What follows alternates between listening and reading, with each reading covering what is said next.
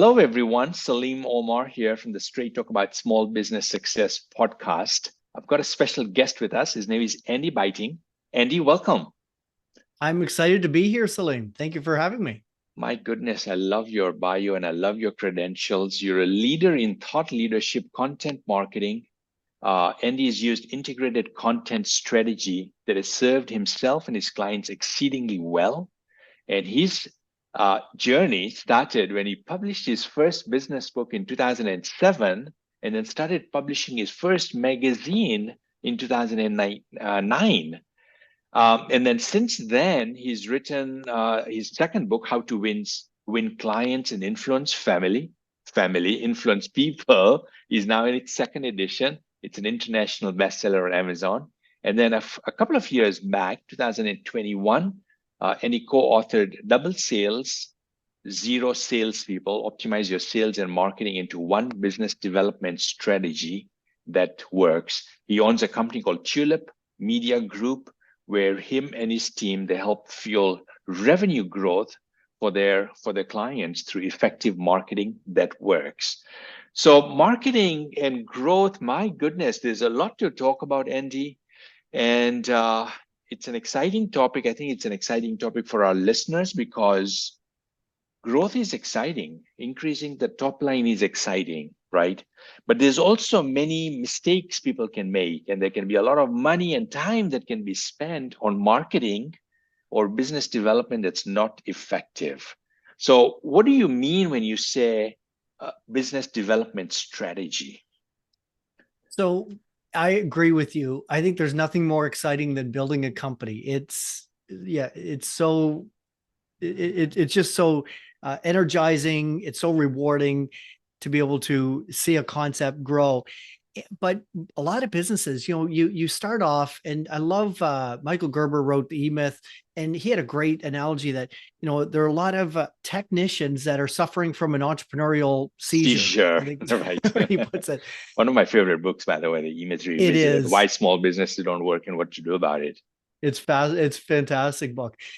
So a lot of us we get into business because we're in love with our product or our service. We're really good at doing XYZ or building XYZ. And so we want to build more of them. We want to sell them. The challenge is, if you're going to build a business, a real business that will provide a living for yourself, your family, employees, and so on, you need to be able to sell that product or service to more people. So that growth, we all need it. We all need it in business. The challenge is most of us have no clue how to start. And I'm going to give you the best marketing advice that my mother gave me when I was probably 4 years old. And that was, Andy, if you don't have anything nice to say, don't say anything at all. And my advice in marketing is it all comes down to the messaging. If you don't have something good to say that is going to connect and resonate and capture the attention of your audience, don't bother saying anything at all. I hear so many people say, I need to do more marketing. I need to do some Facebook advertising. And they say Facebook just because they heard somebody say Facebook advertising the day before. Or, I've got to advertise on Google, or, I'm going to put newspaper ads in our local newspaper, or, maybe radio ads, without thinking through, where's your audience hanging out? What is the messaging that you want to say? One of the first advertising conferences, marketing conferences I went to, I remember a speaker. This was in the early 90s, long before the internet and digital marketing and so on. And he said, everybody spends 90% of their time thinking about what radio station to advertise on. They only spend 10% of the time thinking about what they're going to say on said radio station. And the same holds true in, doesn't matter what the medium is, what you say, the messaging that you put out there, you've really got to think about who is your target audience, how do I connect with them, and how do I bring them along a journey to where they engage with me so that I have a chance to sell them my product or my service. But most people don't give that a second thought, or not as much time as or much strategy as it deserves. Yeah, 100%. It's not fun work. I mean, being strategic, it really requires you to kind of think and it's really the three M's, right? It's market, message, media, right? Know the market, understand the demographics and the psychographics of that market. And Yeah. then what's the message that's going to connect with these people? And you use the word resonate. And I think it's such an important word, right? Yeah. What is going to resonate? Because not everything is going to resonate with everyone. Right? That's There's right. certain things that resonate with one group and repel others, and that's a good thing Yeah. to Oh, do that. exactly. Yeah. And I love that. So I was on a call with a client partner the other day, and they said, if we're not a little bit scared, and I challenged them because, we've got to look at the messaging. And if we're not a little bit scared about offending someone in our messaging, we're not going to connect with anyone. It's going to be too bland. Mm, Nobody's going to really connect with it. It's interesting, when you talk about connecting with people and you think about the messaging. So when we work with client partners, we spend a lot of time, and a lot of client partners think too much time up front, but it's absolutely worth it in the end. We spend a lot of time truly understanding their core customer, who they want to reach, who they are, where they're at, like what's their mindset right now, and why would they even care to engage with you in any kind of discussion. The best piece of advice I heard one time was Clay Clemens. He's world renowned, one of the best copywriters in the world, world renowned for writing one ad that netted him, I believe it was $12 million in commissions. But the way he puts it is that picture that you're sitting at a bar, and somebody comes up and sits down next to you and starts complaining or starts venting to the bartender about a problem they have that your product or your service fixes, that you can address for them. How would you do that? Would you turn to them? How would you enter into that conversation? Would you turn to them and say, Salim, I couldn't help but overhearing your conversation. Let me tell you about my company. Let me tell you about what we do. You'd lose them right away, right? right, right. Instead, if I came to you and I said, Salim, I couldn't help but overhearing your conversation. That sounds like a real challenge. Like, tell me more about that. How is that Mm, affecting your business? mm, Why is that so important for you to mm, fix? Well, there are companies out there that have figured out a solution to that issue. And, there are products out there that can help solve that problem. It just so happens that I'm in that industry, and we've been helping people like you that are in that, having mm, that challenge for a decade now. mm, Would you be interested in learning a little bit more? You've got to understand where they're at and meet them where they're at. You can't just mm, pull them into your conversation. mm, You need to go into their conversation, the mm, conversation they're having in their mind, mm. connect with them in your messaging, and then bring them along a journey to where they come to you and say, yeah, you know what? I think you get me. You Mm, understand me, and I want to talk to you. mm. Yeah. What would be I'm looking for an important, like one nugget. I want listeners, like, how does this translate to them in their business, whether they're in the professional services industry or they're, in retail, restaurant? How should they shift their thinking? What should they do? How should they show up Yeah. to get this, incorporate this into their business? So when you think about your messaging, and you know, regardless about the medium, we could talk about that separately, but whether you're writing a blog article that you want to connect with people, or you're writing an article in a local publication, or publishing your own, or writing, creating messaging on your website, or ads that you're creating for LinkedIn or Facebook or Google, I want you to first start by thinking about what's troubling your ideal client. And I'll give you an example. When we started our business, we're in the marketing space. So we started our business, and all our messaging, and when we first started the company, the first 2 or 3 years, we focused primarily on the insurance agencies, insurance industry. Mm, And we would approach all of them with a similar kind of messaging. And that was, do you want to dominate your market? Do you want to beat your competition, et cetera, et cetera? In our mind, we thought within our potential client, the challenge that they had in their mind was, the fear that they had, the you know the you know the villain in their mind was their competitors. But we got that all wrong. Mm. That was like pushing a rope uphill. We were having a hard time with that messaging. We did connect with a few, but not a lot. As soon as we strategically thought about, okay, a marketing manager or a marketing coordinator for an insurance agency, what is that person's greatest fear? They're tasked by the CEO to get leads, get our name out there, provide leads. We want you to bring people to us. So that's what a marketing coordinator, that's their mission. Well, what's their biggest fear? Their biggest fear is that they may feel a little bit incompetent because they don't know what they're doing, because they don't know how to build that strategy. Mm. And their biggest fear is what their boss is going to say, being held accountable for what the expectations are. Mm. So as soon as we started changing our messaging, instead of saying, like, hearing messaging from us saying, you want to beat your competition, talk to us. Instead, we said, marketing is really hard, isn't it? It is really confusing. To know where to advertise and what to say and how to engage with people, that's just confusing as all, as anything. Like it's very difficult to do. And I get that. It's hard. And we turn the villain in their mind from their competitors to, we just had one word for it, and it's Google. Like, the world of online marketing is centered around Google. Google's in the center. They don't have all of it, but they have a big portion of it. So we personified the villain as Google and said, yeah, you know what? Marketing is confusing.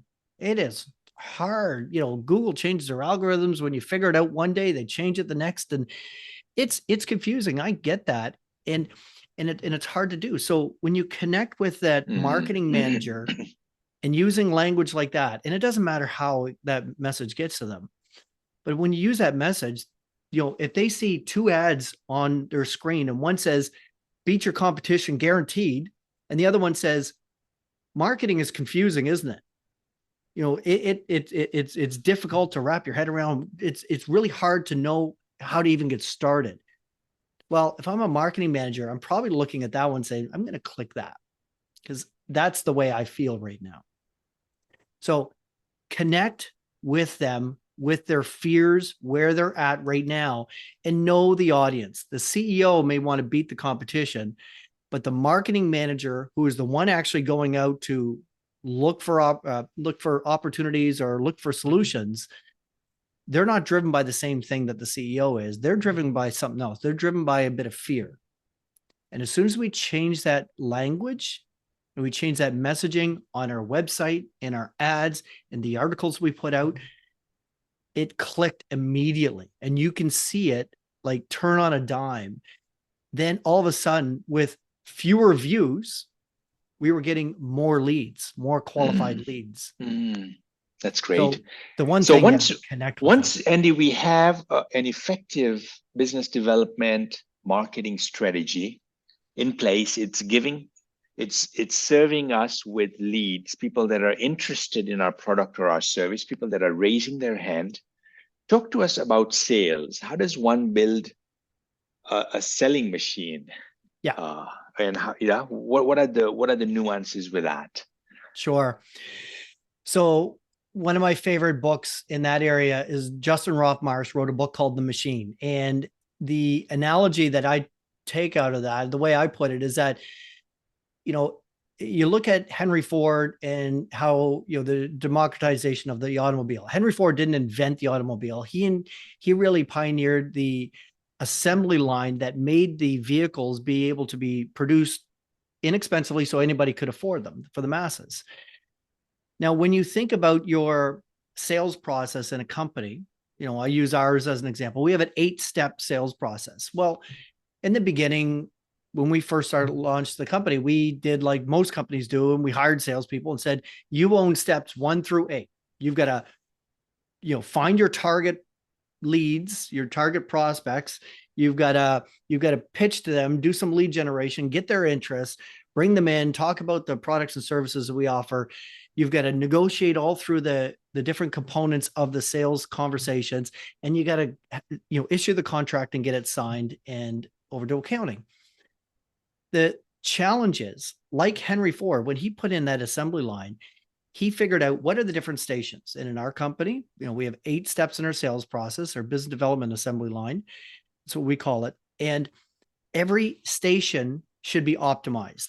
So I'll give you an example. The first salesperson I hired, amazing guy, love him to death. And he was, when you look at his skill set, not good at researching, did not enjoy that. He was a door opener. That's where his native genius was. He could connect with people very quickly. He was one of the best I've ever seen there. And, you get on a phone call with him for 2 minutes, you want to chat with him for 20 because he's just such a likable person. But didn't have a deep understanding. But so that was, station number 3, that's where he really excelled. But then station number 4, when it came to talking about our products or the strategies that we can employ with our client partners, he was a bit lost. So he would misstep and he didn't have the deep understanding. And then the other place that he struggled was he had a hard time closing. He was such a nice guy. He had a hard time asking for the sale. And then, of course, drawing up the contract, he was not a detail-oriented guy. So what we did in, a quick shift that we did, we used digital marketing to automate some of the first steps to get the attention of people. But then when they reached in, he would be the one to open those doors and make that early connection. And then as soon as there was interest, he would say, Salim, it sounds like, there may be a good fit. We might be able to help you out. Look, I want to schedule a demo and I'm going to bring in Jessica or Erica or somebody from our production team who understands the process really, really well and can talk to you about strategy. Can we set up that meeting for next week? And I'm going to have Jessica talk to you because she's going to be amazing. And Jessica comes on, she has deep knowledge. She understands it. He introduces Jessica, then she runs the demo, and that's great. Okay. You know what? That sounds great. I'd love to talk with you further. Then we talk a little bit about strategy. And in the early days, my personality, for instance, I was not necessarily a good door opener because I don't have that relatability as well. You got to know your strengths and your weaknesses. That's one of my weaknesses, but I can close deals. So then once he went through the demo, answered a few questions, a common line he would say is that, look, I was just talking to Andy about you guys and he really wants to meet you. Can we set up a call for Friday? Andy would love to chat with you about what you're doing, maybe help a little bit more about strategy. And let's just see where it goes. And most times they would always say, yeah, that's a great idea. I'd love to get his input. And I'd come on, we'd talk a bit about the strategy, and I don't have a problem at all closing the deal and I'd ask for the sale at the end of it. And that's when we could close the deal. And then neither one of us, I don't have the patience for contracts. He doesn't have the attention to detail. We said, you know what? Okay, we got a verbal agreement. I'm going to pass this over to Stacy in accounting. She's the one who she owns contracts and she can go through and talk to you about everything. So I'm going to make an introduction to Stacy and she's going to work with you. So what we did was we took an 8-stage sales process where one person was doing all of it. Just like before Henry Ford came along, one craftsman built every part of an automobile. And we broke it out into an assembly line where we used some automation in the beginning. Then it went to this person. Then it went to somebody in production. Then it went to, to maybe another person, then to me, and then there was probably 4 to 5 people that touched that person going through the sales process.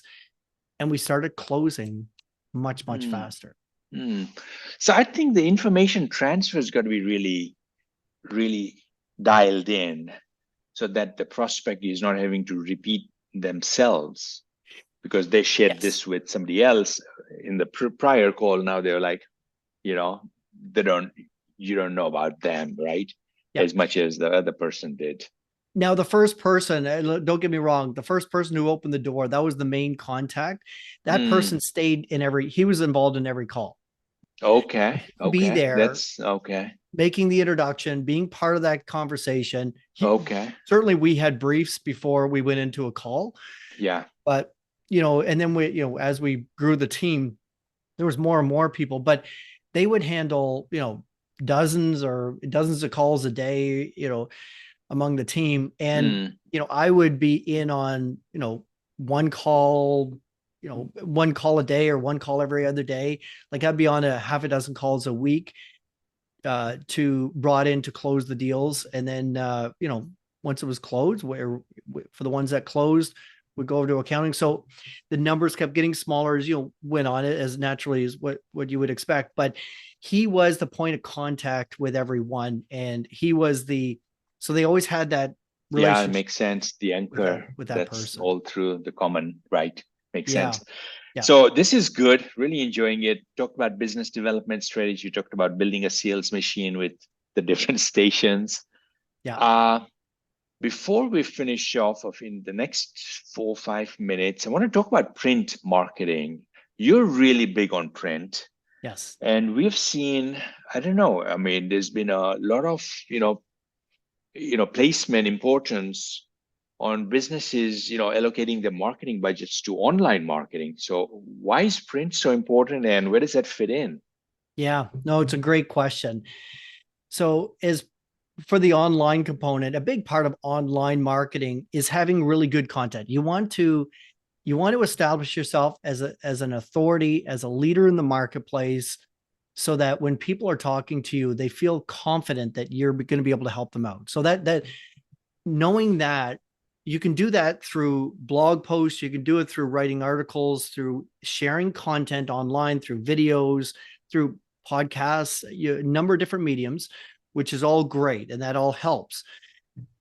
But one thing that's interesting with the human psyche is that if you see something in print, it has more credibility than anything found online. So a couple of things.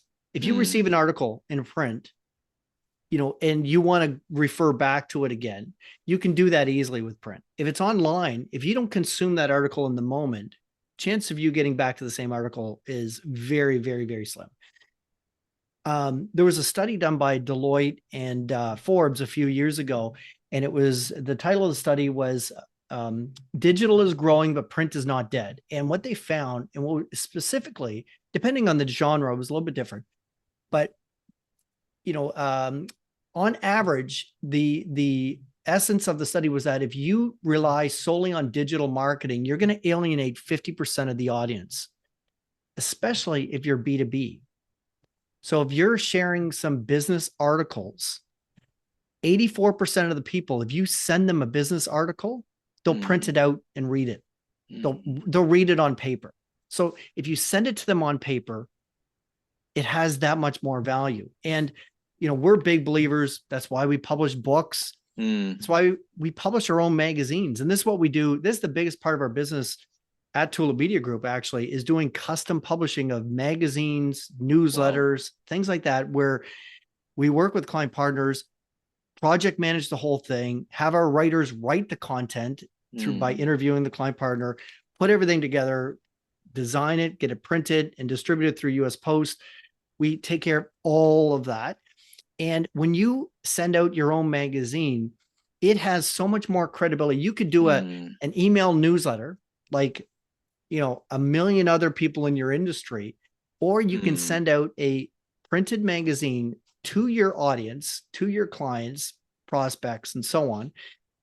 And you will instantly have better credibility than anyone who sends them. It could be the same information sent mm. online. You're going to be valued much, much higher.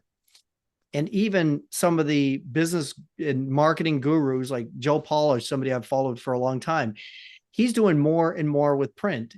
And the Mm. way he puts it, he said, "What's the most uncluttered inbox that you own? Right. It's the Yeah. mailbox, in Yes. the mailroom." Everyone's rushed to online stuff, emails, and so forth. So, yeah, that makes a lot of sense, right? Yeah, Go in places where there is not as much clutter. So you stand exactly. out. And establish yourself as the authority. There's no better medium. I mean, hands down. I remember when I wrote my first book, a mentor of mine, Vern Harnish, she said, Mm, you got to write a book. And I said, great. And he said, I got to tell you, here's the breakdown. 40% of the value of the book is the front cover. 40% is your title. And only 20% is all the stuff inside. Yeah. You said, Yeah.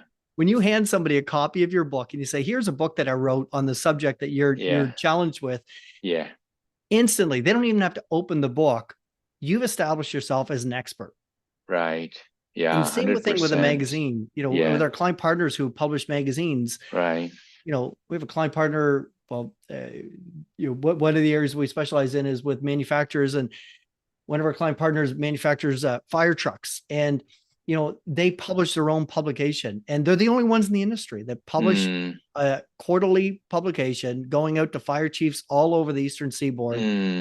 And when people think of, I've got to spend $1 million on a fire truck, and they've had those things collect over the last number of years, they're definitely going to be put on the list of companies for consideration. Right. That's amazing. Yeah. Yeah. And you mentioned Vern Harnish. I'd interviewed him a number of years back for one of my programs, and he wrote a couple of phenomenal books. Scaling Up was one. Yes. That was, I read it like 10 years back, and it really influenced how I ran my business and the Rockefeller habits and then that. So yeah. No, and Vern was actually instrumental. I've known Vern for probably 25 years, and he was instrumental in my business success. I went, met him in, I guess I met him in 2003 when I started Birthing Giants program. But he's a big believer in, he has a saying that we still use all the time, is that you need to own the ink in your industry. Whatever your clients are reading or your potential customers are reading, have it come from you. Right. Be the expert in your industry. Yeah. It's become such a powerful asset to own. You use the word own the ink, and it's probably one of the most powerful assets, because that's what brings in, it becomes the cornerstone of bringing in more business, right? Yes. That authority, the positioning that you started, you mentioned early on. Yeah. It provides that. It gives, the company so much leverage and a way to differentiate that company from all the others in the industry. Man, we have gone over time here, Andy. You like and I could talk for another hour. Yeah, no, amazing. What's the best way for folks to reach out to you? How do they get in your circle, your inner circle? Yeah, absolutely. They can connect with me on LinkedIn. It's Andy Biting. But we have a landing page set up, Salim, where people can go to, your audience, your listeners can go to, and it's tm.media/double sales. So tm.media/double sales. And there, if folks want to download a chapter of the book, they can get it, or buy the book. But one thing that's interesting there, you can book we love talking business development and marketing and, brand positioning strategies. So if you wanted to book a quick meeting, there's a link there where you can book with either myself or Jessica Embry, my co-author in the book, and free of charge. Just it's connects to our calendar. Just book a half an hour, and we love to chat. So that's awesome. Great. Yeah. Thank you for that offer. Well, thank you so much for having me. This has been really enjoyable. This has been great. Yeah. Thanks for sharing all the gems that you did, Andy. Appreciate it. Okay. Thank you. All right. You take care.